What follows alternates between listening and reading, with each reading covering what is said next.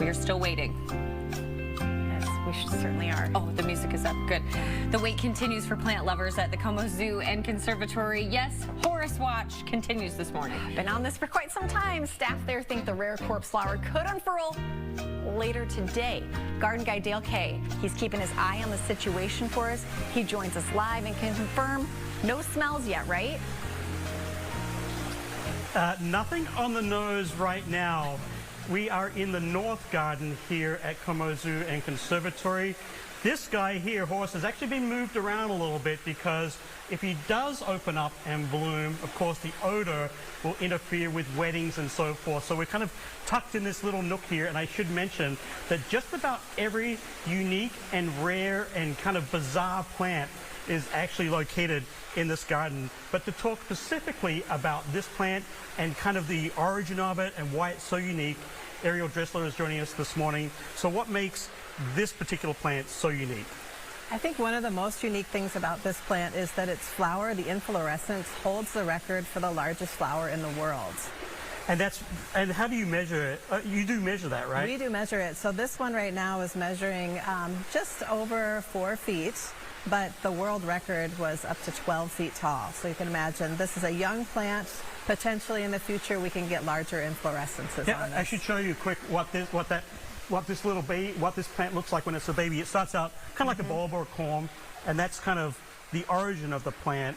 Now it has this reputation for the scent. Why is that? So it gets the name corpse flower because when it blooms, this plant's aroma is reminiscent of rotting meat or a corpse. Where is it native to, I guess? So if you wanted to see this plant in the wild, you'd have to go to Indonesia. The island of Sumatra has these growing wilds. There's only about 1,000 left in the wild, so it's really wonderful that botanical gardens and conservatories like ours are able to grow these, exhibit them, and also retain a gene pool for that wild population if anything were to happen to them.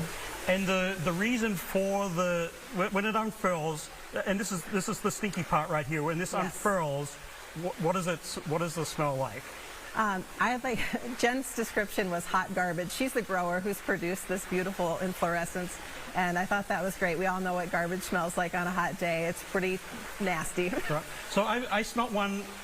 It was actually quite a few years back. It was here, and I kind of likened it to like if you had like dead mice in your wall.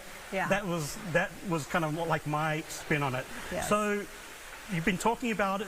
There's a webcam back behind us. You can watch this unfurl if you want on your website.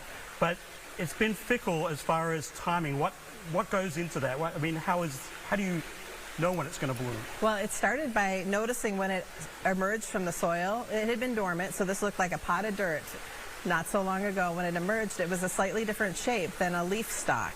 This plant goes through different growth stages, so the leaves and flowers are produced independently. And we knew that it was not going to be a leaf when the bud emerged and it was tapered, kind of rounded at the top and tapered down to the base here. So we were really excited. We started measuring it every day, and that helps us predict. So we were measuring it in the mornings and finding that over time it was slowing down. So at first, when it was in active growth, it was 2 to 3 inches of growth a day, and now it's really slowed to a stop. Well, be nice. It's got this. This is just a baby. It's just a toddler. It's toddlers kind of act up a little bit.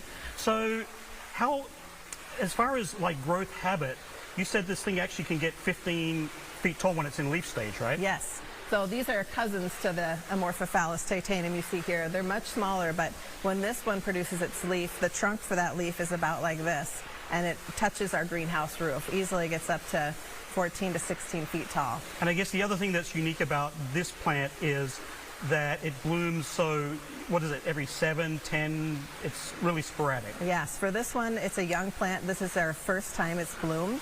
And we got this corm in 2019, so we've been waiting a long time for this flower to emerge. All right, so wait no longer, because Ariel, you might not know this, but I'm actually a plant whisperer. Oh, excellent. Yeah. So I got to put my plant whispering gear on. Okay.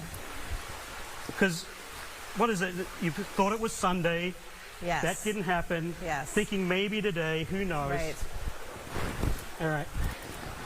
I got to put my garden gangster, and my hat. So here we go. Okay. It's just you and me, buddy. These people, they want you to bloom, lovies. There. You do it. Okay, so what's going to happen here now, I've just spoken to Horse. Horse is on board. Okay. It's going to bloom tonight. Guaranteed it's going to bloom tonight. So tomorrow, how long does the bloom last?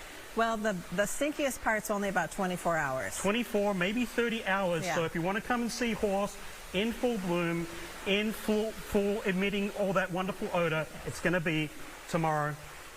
I heard it. It's good. Get a room. Yeah, did you get too? Horace's permission No, it's to touch Horace? I it's- mean, Oh, just a it's lot. on board. It's good. Tonight. Okay. all right. Thank Excellent. you. Yeah, I think there was a lot of questioning gosh, going you went on back right for now. seconds. Let them be. Thank you, Dale.